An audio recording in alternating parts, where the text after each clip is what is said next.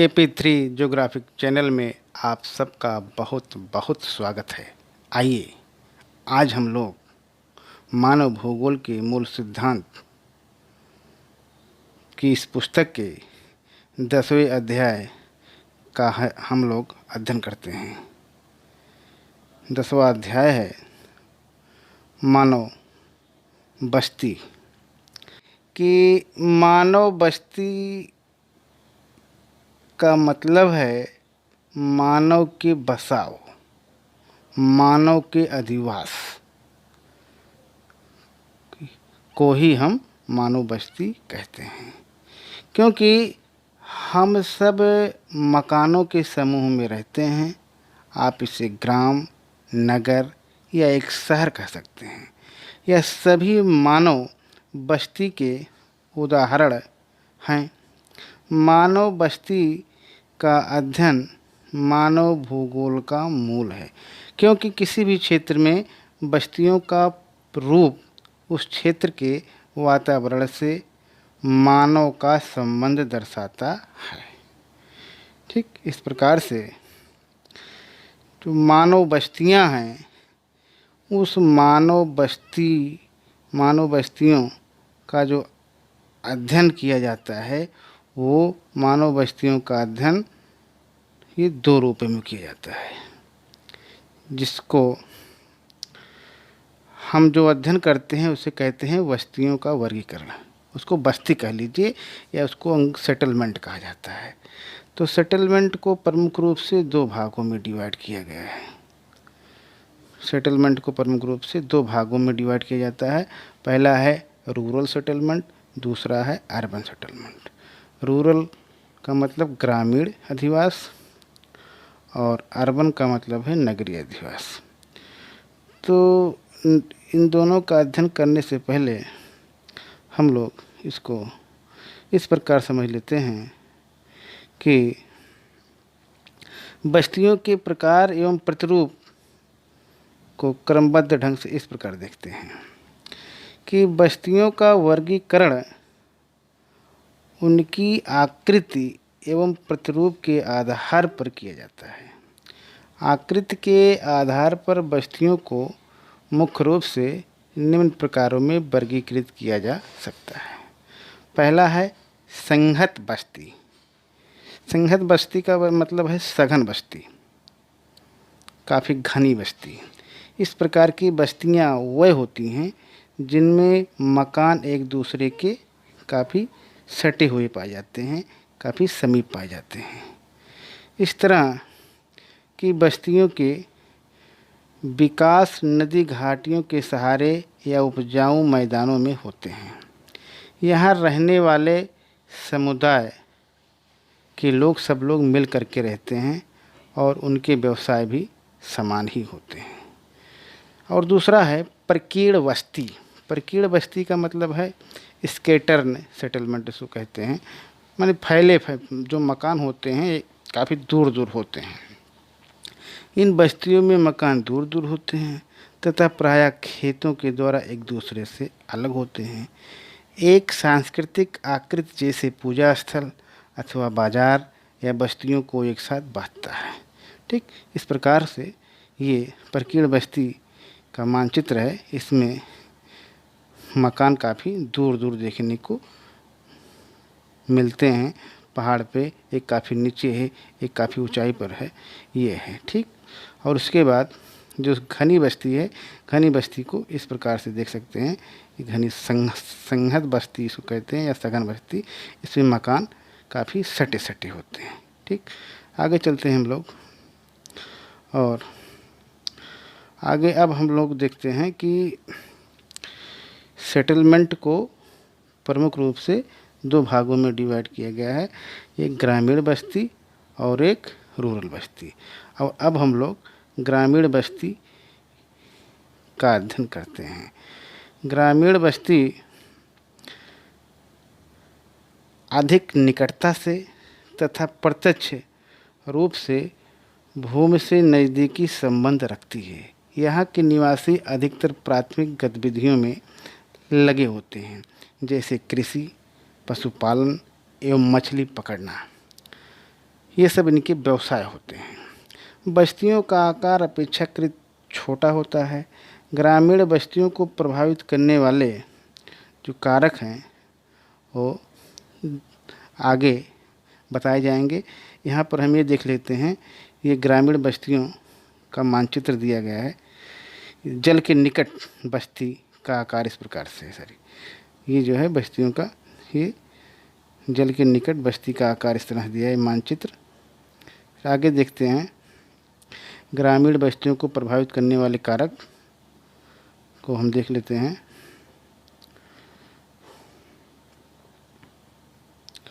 फिर आगे इसमें बताया गया है कि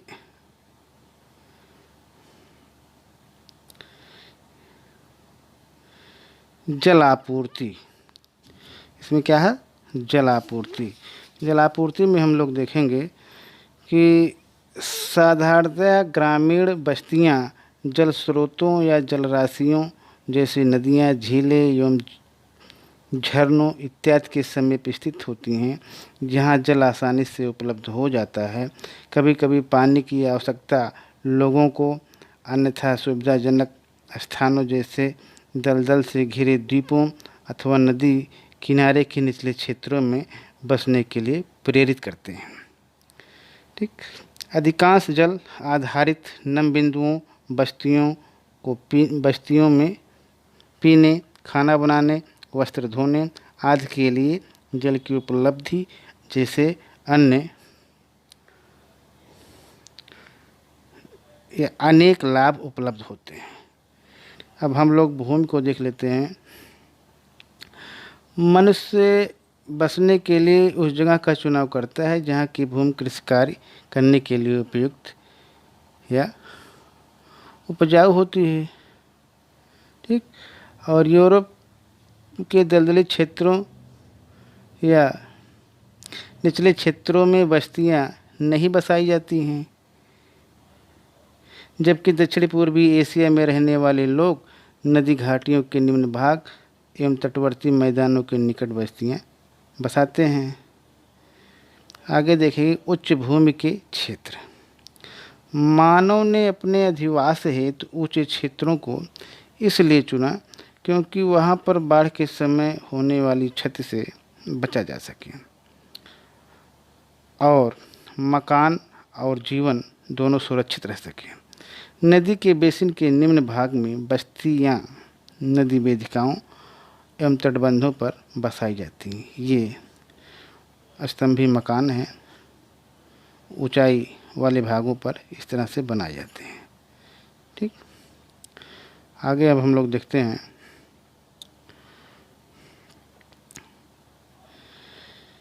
कि गृह निर्माण सामग्री। मानव बस्तियों को विकसित होने में गृह निर्माण सामग्री की उपलब्धता या कह लीजिए उसकी पूर्ति भी एक मुख्य फैक्टर है, जहां आसानी से लकड़ी, पत्थर आदि प्राप्त होते हैं और मनुष्य वहीं बस्तियां बसाता है। और वनों को प्राचीन गांवों को बनाया गया था जहां लकड़ी पर्याप्त मात्रा में पाई जाती है। आगे हम लोग सुरक्षा को देखते हैं। राजनीतिक अस्थिरता, युद्ध या पड़ोसी समूहों के उपद्रवी होने की स्थिति में गांवों को सुरक्षात्मक पहाड़ियों एवं द्वीपों पर बसाया जाता था। आगे हम लोग नियोजित बस्तियां। इस तरह की बस्तियां सरकार द्वारा बसाई जाती हैं। ग्रामवासियों द्वारा स्वतः जिन बस्तियों की स्थिति का चयन नहीं किया जाता, सरकार द्वारा अधिगृहित की गई ऐसी भूमि पर निवासियों को सभी प्रकार की सुविधाएं जैसे आवास, पानी तथा अन्य अवसंरचना आदि उपलब्ध कराकर बस्तियों को विकसित करती हैं। आगे हम लोग देखेंगे ग्रामीण बस्तियों की प्रतिरूप। ग्रामीण बस्तियों का प्रतिरूप यह दर्शाता है कि मकानों की स्थिति किस प्रकार एक दूसरे से संबंधित है। गांव की आकृति, एवं प्रसार को प्रभावित करने वाले कारकों में गांव की स्थिति, समीपवर्ती स्थलाकृति एवं क्षेत्र का भूभाग प्रमुख स्थान रखते हैं। ग्रामीण बस्तियों का वर्गीकरण कई मापदंडों के आधार पर किया जाता है। ठीक, आइए अब हम लोग आगे देखते हैं। इसमें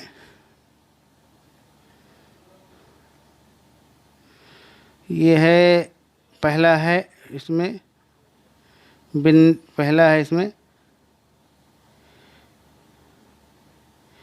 इसमें विन्यास के आधार पे, पहला इसमें है विन्यास के आधार पर।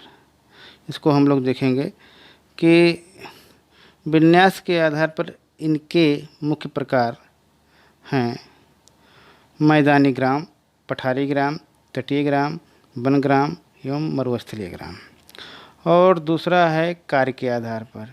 कार्य के आधार पर इसको इस प्रकार से डिवाइड किया गया। इसमें कृषि ग्राम, मछुआरों के ग्राम, लकड़हारों के ग्राम, पशुपालक ग्राम आते हैं। आगे है बस्तियों की आकृति के आधार पर। इसमें कई प्रकार की ज्यामितिक आकृतियाँ हो सकती हैं, जैसे रेखीय है, आयताकार है, वृत्ताकार है, तारे के आकार की, और टी के आकार की, चौकपट्टी, दोहरे ग्राम। तो इस प्रकार से हम देख सकते हैं ये सब बस्तियों को। अब आगे है रेखीय प्रतिरूप, बहुत महत्वपूर्ण है रेखीय प्रतिरूप। तो रेखीय प्रतिरूप में इसका जो रेखीय प्रतिरूप की बस्तियों में मकान सड़कों, रेल लाइनों, नदियों, नहरों, घाटियों के किनारे अथवा तटबंधों पर स्थित होते हैं। पहला है इसमें रेखीय प्रतिरूप में, पहला है इसमें आयताकार प्रतिरूप। तो आयताकार प्रतिरूप में हम देखेंगे, आयताकार प्रतिरूप में एक का है रेखीय प्रतिरूप, और रेखीय प्रतिरूप को हम लोग देख लिए। और रेखीय प्रतिरूप का मानचित्र इस प्रकार से है, ये है रेखीय प्रतिरूप।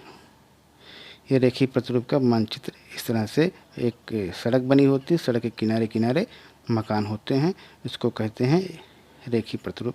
इसका मानचित्र इस प्रकार से हम और डिटेल में देख सकते हैं। ये देखिए, ये रेखीय एक रेखानुमा प्रतिरूप है, जिसे हम रेखीय प्रतिरूप कहते हैं। ठीक, अब ये दूसरा है आयताकार प्रतिरूप। इसमें हम देखेंगे ग्रामीण बस्तियों का यह प्रतिरूप समतल क्षेत्रों अथवा चौड़ी अंतरा पर्वतीय घाटियों में पाया जाता है। इसमें सड़कें आयताकार होती हैं जो एक दूसरे के समकोण पर काटती हैं। इसको यहाँ हम देख सकते हैं, समकोण पर जो काट रही हैं ये चौकपट्टी ये है। ठीक, समकोण वाली आयताकार कह लीजिए इसको आप। और अगला है वृत्ताकार प्रतिरूप। इस प्रकार के गांव, झीलों, तालाबों आदि क्षेत्रों के चारों ओर बस्ती बस जाने से विकसित होते हैं।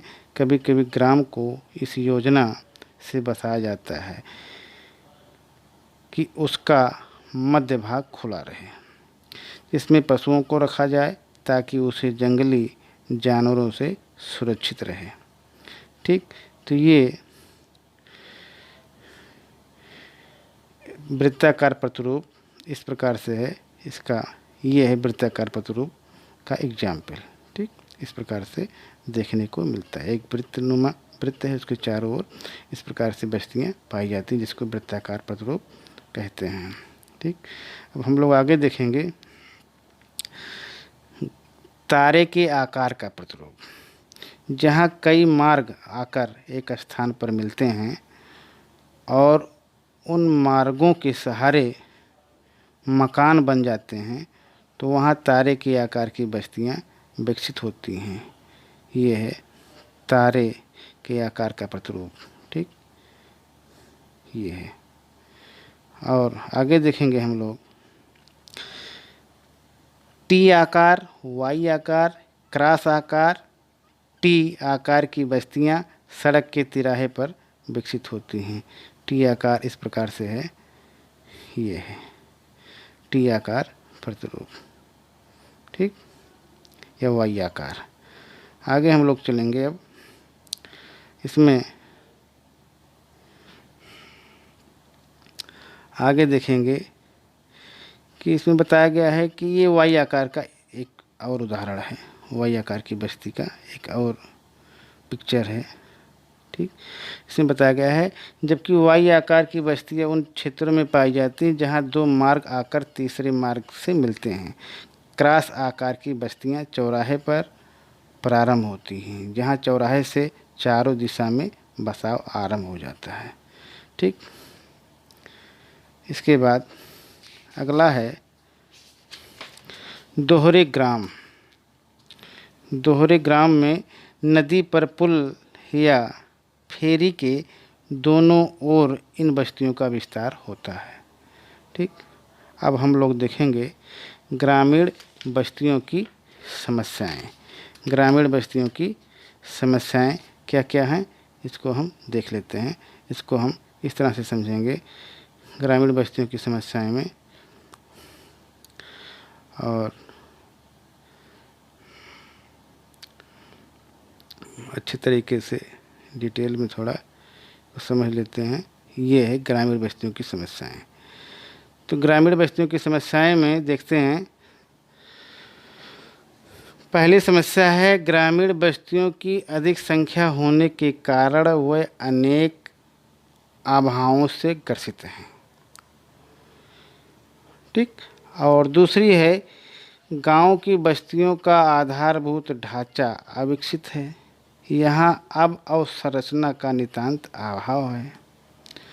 और तीसरा है गांव की बस्तियों को नियोजित ढंग से बसाने की आवश्यकता है, जो नियोजकों के समक्ष कठिन चुनौती प्रस्तुत करते हैं। आगे हम देखेंगे कि ग्रामीण बस्तियां शुद्ध पेयजल की कमी की समस्या से ग्रसित हैं। पर्वतीय एवं शुष्क क्षेत्रों में बस्तियों के लोगों को लंबी दूरी से जल ढोना पड़ता है। नेक्स्ट है दूषित जल पीने से बस्तियों में हैजा, पीलिया आदि घातक रोगों का प्रकोप बना रहता है। और आगे है ग्रामीण बस्तियां विशेष रूप से दक्षिणी पूर्वी एशिया के अधिक वर्षा वाले भागों में बाढ़ से तथा मरुस्थलीय क्षेत्र में सूखे की आपदा से ग्रसित रहते हैं। आगे हम देखेंगे कि उन ग्रामीण बस्तियों को जहां वर्षा कम होती है, खेतों को सींचने के लिए सिंचाई की समस्या से जूझना पड़ता है। ग्रामीण बस्तियों की एक गंभीर समस्या खुले में शौच जाने की है। अधिकांश बस्तियों में जल, मल तथा कूड़ा करकट के निस्तारण की उचित व्यवस्था नहीं है। फिर नेक्स्ट है ग्रामीण बस्तियों में प्राथमिक स्वास्थ्य केंद्र भी न होने के कारण जहां स्वास्थ्य सेवाओं की अभाव की गंभीर समस्या बनी रहती है। नेक्स्ट है ग्रामीण बस्तियों के कच्चे तथा मिट्टी, लकड़ी और छप्पर से बने आवास वर्षा ऋतु में टपकते रहते हैं अथवा धराशायी होकर जीवन के लिए संकट पैदा कर देते हैं, ठीक। इस प्रकार आगे हम देखते हैं कि अगला नंबर है कि ग्रामीण बस्तियों में लोगों के साथ पशु तथा भूसा और कृषि यंत्र भी भारे रहते हैं। और नेक्स्ट है ग्रामीण बस्तियों में जंगली पशुओं तथा चोरों की पशुओं की सुरक्षा करना तथा चारा एकत्र करके रखना भी एक गंभीर समस्या है। नेक्स्ट है ग्रामीण बस्तियां कच्ची गलियों तथा सड़कों के कारण वर्षा ऋतु में जल भराव के कारण कीचड़ से भर जाती हैं, अतः निकटवर्ती क्षेत्र से उनका संपर्क टूट जाता है। नेक्स्ट है गांव में डाकखाना न होने के कारण संचार सेवाओं का नितांत अभाव बना रहता है, अतः संकट के समय उन्हें समय पर सहायता भी नहीं मिल पाती है। ग्रामीण बस्तियों में मकान दूर दूर स्थित होने के कारण सुरक्षा की दृष्टि से संपर्क बनाने में भी कठिनाई होती है। ठीक, इस प्रकार से आज हम लोगों ने रूरल सेटलमेंट के बारे में अध्ययन किया। आज यहीं तक, बहुत बहुत धन्यवाद।